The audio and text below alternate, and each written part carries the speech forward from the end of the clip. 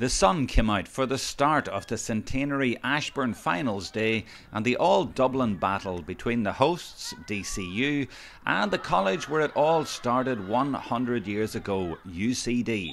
So it was appropriate that the first trophy went back to Belfield. That's lovely, thanks girls.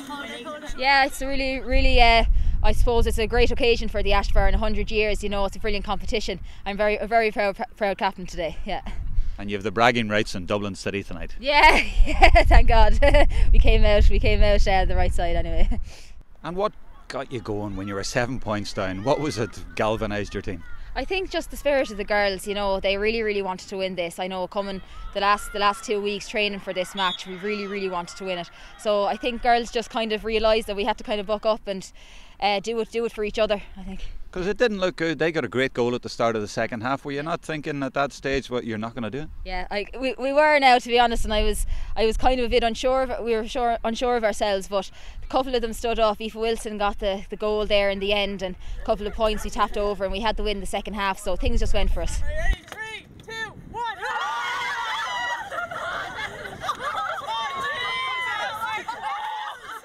While UCD celebrated, the second final produced an extraordinary classic encounter, which was still level after 2 sets of extra time. DIT somehow scrambled this goal right at the very end when Mary I looked certain to win the Purcell Cup Final, so they now go to a replay next week.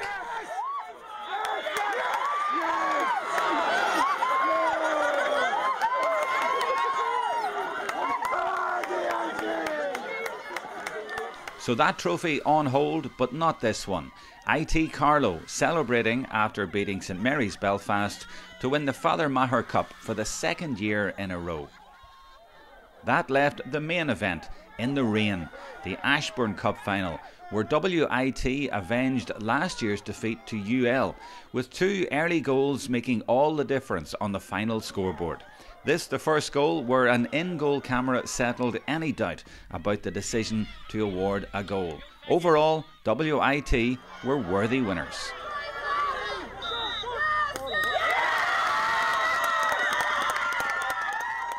Vicky Falconer, you won it 5 years in a row before last year, lost it to UL last year. How does it feel to get the title back? Oh, it's brilliant, you know, there's a lot of people doubting us coming in this year. I suppose we'd nothing to lose coming in this year, so when you're not after winning the year before, it's so much better, you know, it's a good feeling. You're sort of playing it down a little bit, but the scenes at the final whistle really showed what it means to win this cup. Yeah, I suppose 2 early goals, like we did it first, and we kept the momentum up, you know, when UL did start to come back, you know, they're a great team, but everyone held their own and, you know, great team. You mentioned the 2 early goals, they really were the platform for the win, yeah? Yeah, I suppose, you know, you're kind of not under as much pressure when you have them 2 goals in each, and I suppose then the score, it was 2-12, so without them goals it probably would have been a draw, so we didn't want to go to extra time again like previous years. So how come Waterford IT are so good in the Ashbourne? How come it means so much to them? That's 6 out of the last 7. I suppose when you come into WIT, you know the past that they've had women Ashbourne, so you kind of try and drive on. It keeps your momentum going through the whole even train, you know, like there's a chance of you getting far. So I suppose the managers, they get in as well, you know, they keep us going through the whole season, so yeah. Patricia Jackman got player of the match, justly so, but there were a lot of stars out there today. Oh, I think the 15 players played absolutely brilliant. You could see it out here today, like no one gave up. Like UL have a lot of stars on the team, like, but I think we really showed today that we could hold our own.